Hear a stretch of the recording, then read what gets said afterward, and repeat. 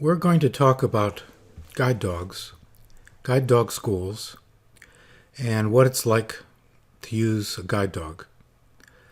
This will be really good preparation for your guide dog seminar. Well, first let me say that the use of a guide dog is a wonderful way for a visually impaired person to travel. And I think we should feel obligated to share that information with those that we work with who are capable of using a guide dog. When a person walks with a guide dog, they can walk with confidence, they can walk freely, the travel seems to flow, they can walk at a brisk pace.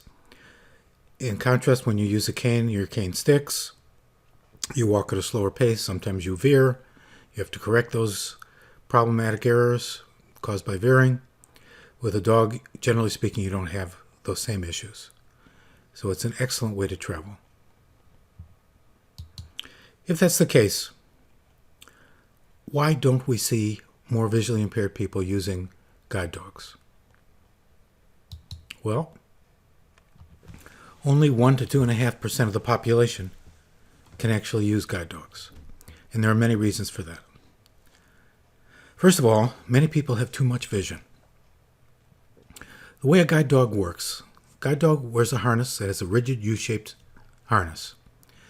And the visually impaired person holds onto that harness and feels the movement of the dog through that harness. Now the dog, when it goes up to an obstacle, gets very, very close to the obstacle and then goes right around it. Well, a person who has some usable vision will see that obstacle ahead of time before the dog gets to it, and oftentimes will try to steer the dog. That erodes the confidence of the dog in the handler, and the dog doesn't perform as effectively as it otherwise could. It's one reason. Another is many individuals are too young. Children, really very young children, certainly couldn't have a guide dog, but older children, we might think they can discipline a dog. It shouldn't be an issue, and that may be the case. But in a school setting, there are other children all around of different ages, etc. And they may try to pet the dog, they may try to feed the dog, they may try to play with the dog. Doesn't work out well. There are some exceptions, but by and large that doesn't work out well. Another reason is that some people are too old. Many people may be too old, and there are large numbers of older people who are visually impaired. And it takes a certain amount of stamina, and there's a lot of care that has to take place in grooming of the dog, and the older person might not feel comfortable with that. Another reason is that many people can't walk fast enough to use a dog. A dog can walk 2.5, 3.5 miles an hour. Keeping up at that pace is difficult for a number of people, and that could be a reason why people cannot use the dog. Another reason is some people may not have enough hearing. They may have a hearing problem.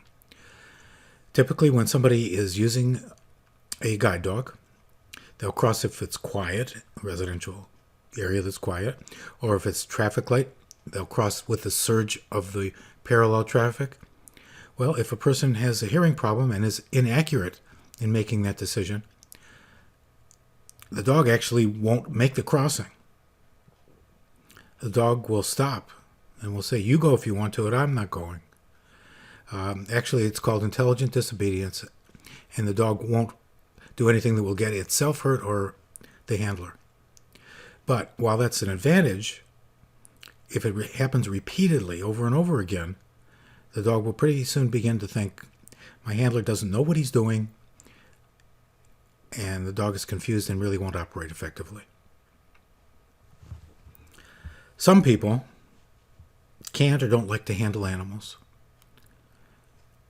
They don't like the responsibility.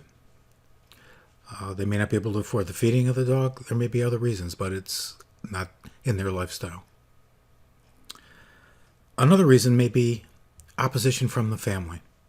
There may be family members who are allergic, who don't like the idea of having an animal in the house. That turns off some people. And the final negative has to do with employers. Some of them really don't want a dog in their place of employment. And while the Americans with Disabilities Act would frown upon that and would oppose it vehemently, There are subtle ways that employers get around that and can discourage people. Well, let's talk about where this training takes place and what the dog costs. There are 14 or so residential dog guide schools. The four that are best known are the Seeing Eye in Morristown, New Jersey, the oldest school,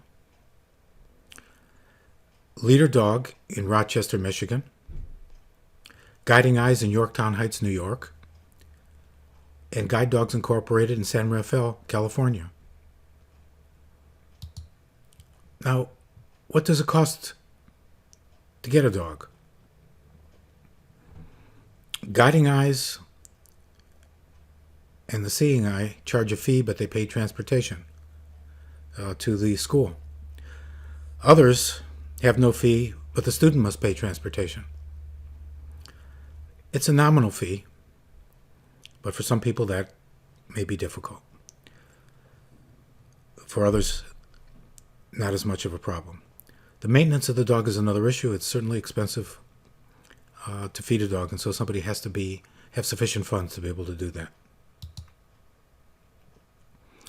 Now, what are some of the advantages of a dog versus a cane? With a cane, it may take 3 or 4 months of training, intensive training. Using a dog, the training period is generally 1 month of intensive training. There are social benefits of having a dog, a companion, a good feeling to have an animal with you that responds to you. Another advantage is there's the appearance of protection. Now, the dog is not trained to be a guard dog, but other people looking at someone traveling with a dog oftentimes don't want to risk, if they're thinking about committing a crime, doing something like that when there's a dog right there that would defend the handler. Another advantage is greater speed. With the cane gets stuck, you veer up or down a driveway, etc. With the dog, you tend to walk straighter, you walk faster. You don't have as much recovery as when you are walking with the cane. The dog also tends to memorize routes that are repeated often. So if you take the same route every day, the dog will respond to that and will tend to take that route. Or if you go to the same office building every day, the dog will go to the same location. And that's an advantage. There's protection from overhangs. We've talked about the cane going under objects and having to use upper hand and forearm at times to protect the upper part of the body, but not always knowing when to do that. With the dog projects protection which is equal to the height of the handler. And so the handler doesn't have to worry about bumping into anything chest high. The dog lessens veering problems. Usually the street crossings are straight. Possibly at the beginning when the dog is first getting acclimated to a new area, that may not be the case, but after a while, all of the street crossings become straight. The person walks straight on the sidewalk, doesn't veer, doesn't go up or down a driveway. There's less contact with the environment. You almost fly through the environment. You don't need to pay attention to every nook and cranny as you're traveling. And that's an advantage as well. It's helpful in inclement weather.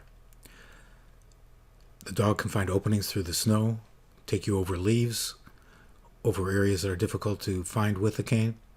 And also in inclement weather, a little bit of pull or tug gives some stability when you're walking on snow and ice.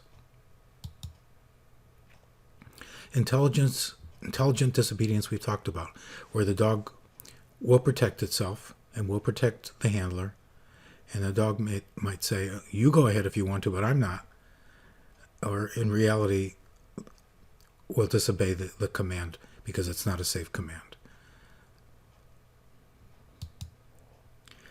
And there's easier travel in unfamiliar areas. When you're going to a place you've never been before, the dog helps you explore. I think you have an easier time. All right, let's talk about the training that's involved for both the blind individual and the dog. Well, first of all, O&M specialists often prepare individuals for dog guide school. Before going to the school, the O&M specialist will teach routes, will help the person understand and get an allocentric understanding of the environment, will understand the various concepts that are necessary, we'll be able to use geographical directions, we'll be able to label corners, we'll be able to solve disorientation should it occur. All that's very important. And having that ahead of time before going to a guide dog school is very helpful. The dog receives 3 months of training, intensive training with the trainer at the guide dog school. It learns how to guide a visually impaired person and learns how to get along with people as well. The student receives 1 month of intensive training at the school, and after that 1 month, is fully prepared for anything that will occur. And during that time, the student learns all phases of travel: indoor travel, residential travel, business travel, downtown travel, mall travel. All of that is incorporated into that 1 month period. So it's a full program of study. After leaving the school, the dog and the student must adjust to one another. And sometimes that can be a little shaky. Like a child who wants to try to get away with things and see what are the limits, the dog may do the same thing. And that can be a little problematic, but it generally works itself out. And sometimes it may take the O&M specialist to assist in that home environment to help when there are problems like that. And you'll learn a little bit more about that as you study about guide dogs. And if those problems aren't resolved, the guide dog school can send a field representative to the person's home, and they often will, and will help the individual. All right, so how does the dog operate? How does it work? Well, first of all, it responds to verbal and physical commands given together. So if you want to walk forward, you move your hand forward and you say forward. If you want to turn right, you say right and you move your hand to the right or to the left. If the dog doesn't seem to be moving forward, maybe it's sniffing something, you say hop up and it moves forward. If you don't like what it's doing, you say no or you say phooey and it stops. If it's going too fast, you might say steady or easy and it'll slow down a bit. And of course, there's always the possibility to give leash corrections. Pulling on the leash to correct the dog, frowned upon for the most part, but in a drastic situation, that also can be done. The dog stops at all obstacles or goes around them. The dog stops at all drop-offs. When it's time to make a street crossing, the dog can't tell when the light is red or green. And, of course, the visually impaired handler has to say forward and has to tell the dog the route.